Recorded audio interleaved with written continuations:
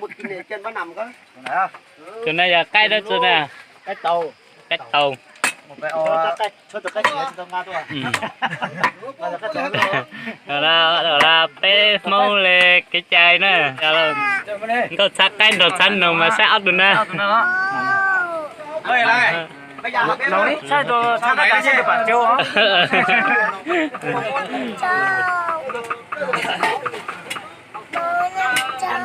Nhặt chờ.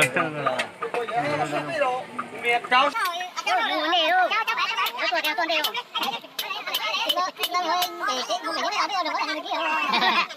Lấy cái sữa ta luôn. Nó sợ ta lấy vô. Lấy vô.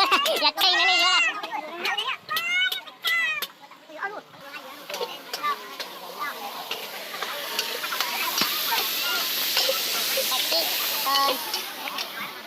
Cái này đất rồi.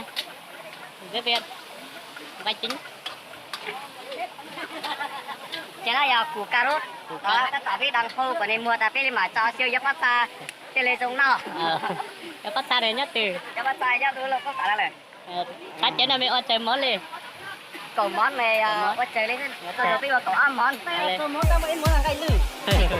Ta tạo liếc lâu ở đây. Liếc vừa ra rồi. Cái này là giáp pasta nhú. Giờ giờ pasta vừa thôi. Bây giờ bố cháu này vừa không cả tôi biết quên tôi. Nếu này sẽ cho cái lư nhá từ lại đó đây. Cái này lư dành cái tôi lấy rồi. Cái tôi lấy nó thịt toán này nhá cha. Ta kia thế mà thịt tôi ta kia đi mua tất cả các tôi nào. Nhiều quá. Đó là cái giống đó rồi. Là bây giờ tao bây giờ mua thì cũng cho là chứ pasta đặt cho nó đi. Lên đây. Nhá đâu này. Cái giờ biết chuyện mà biết bóp cay bây giờ. Dạ bây giờ biết chuyện.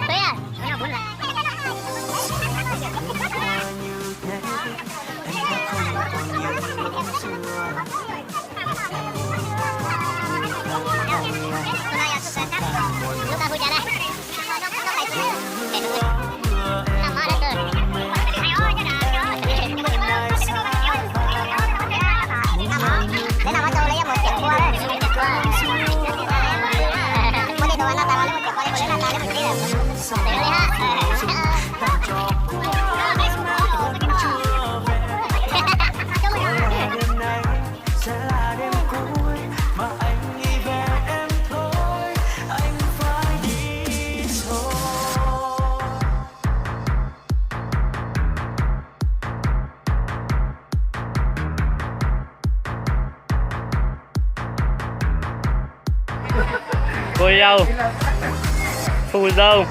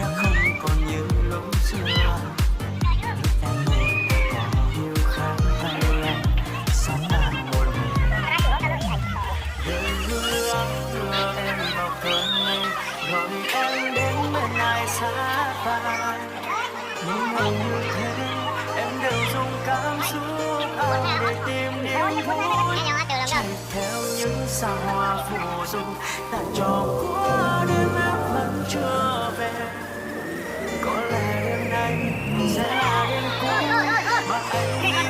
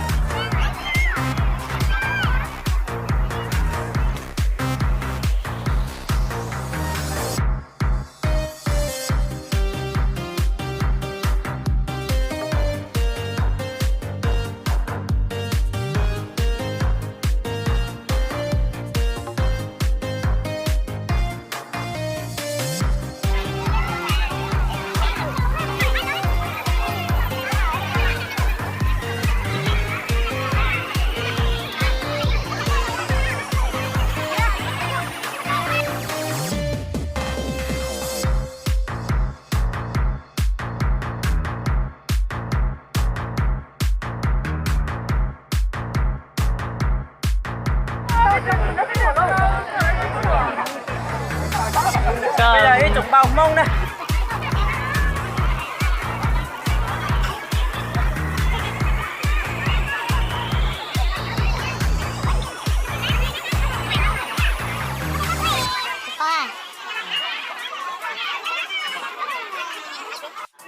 bây giờ bên nạn nhân mi trắng bên phụ bên gì mà tạm mình cũng lừa mình cũng hay từ lâu ao được chưa biết được từ phụ bên dài như vậy có什么có rõ ràng có sao thì phụ bên chắn luôn đâu nè con nào mà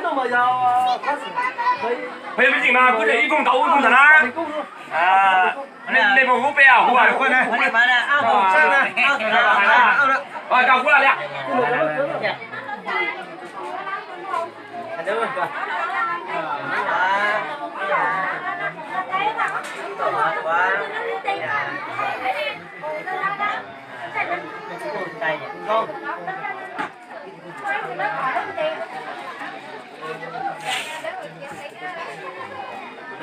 cái gì thôi bên cái họ hoa bên nặng không năng bảo lệ thì tự nhiên bạn trong cái cô hoa giả còn sao làm người thôi